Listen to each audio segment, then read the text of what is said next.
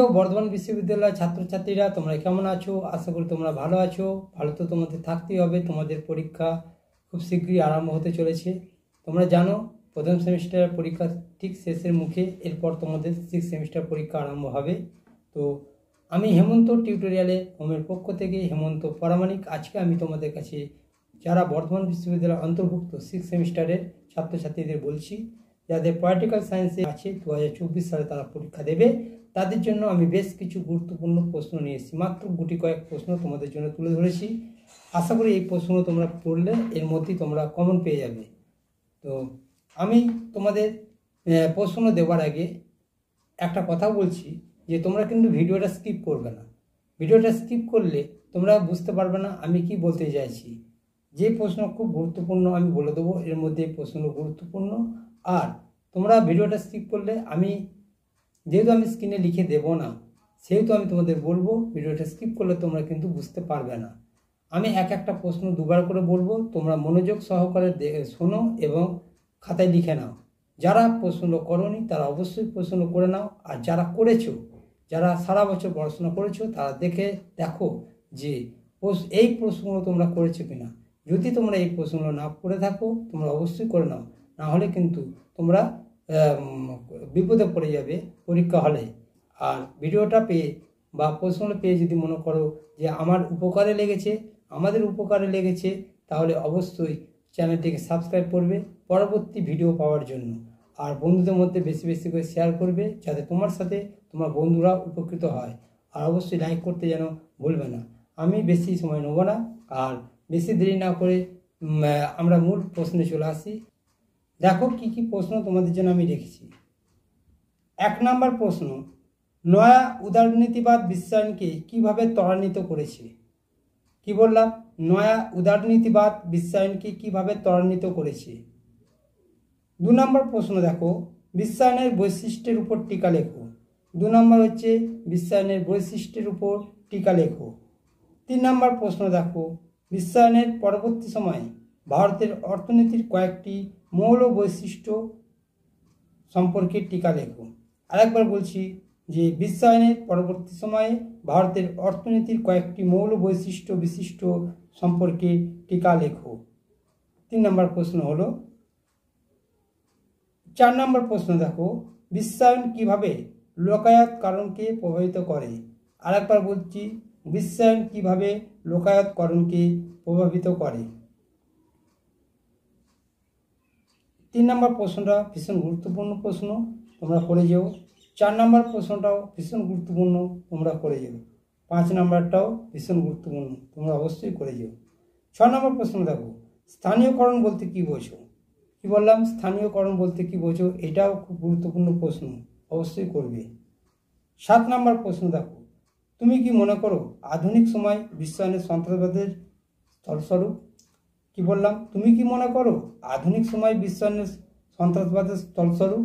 বিশ্বায়ন সন্ত্রাসবাদের স্থলস্বরূপ, অবশ্যই করে যেও। প্রশ্নটা খুব গুরুত্বপূর্ণ প্রশ্ন।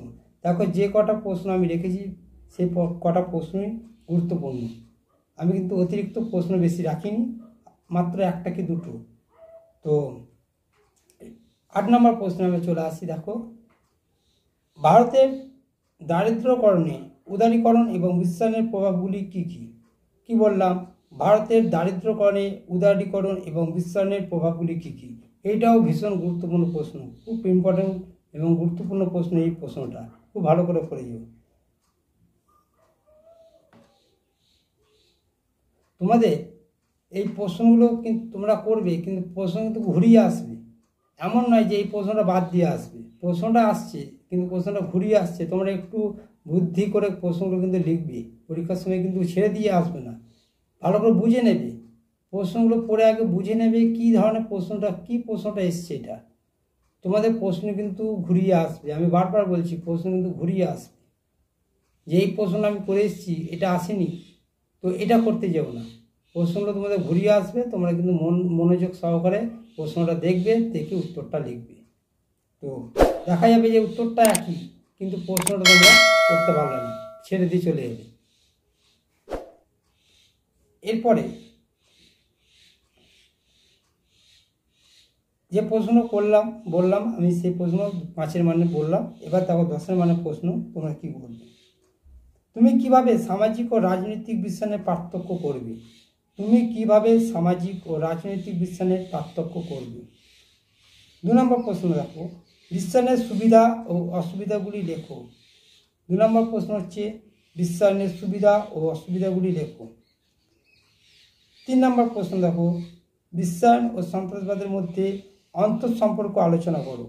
3 নম্বর প্রশ্ন হলো বিশ্বায়ন ও সন্ত্রাসবাদের মধ্যে অন্তঃসম্পর্ক আলোচনা করো।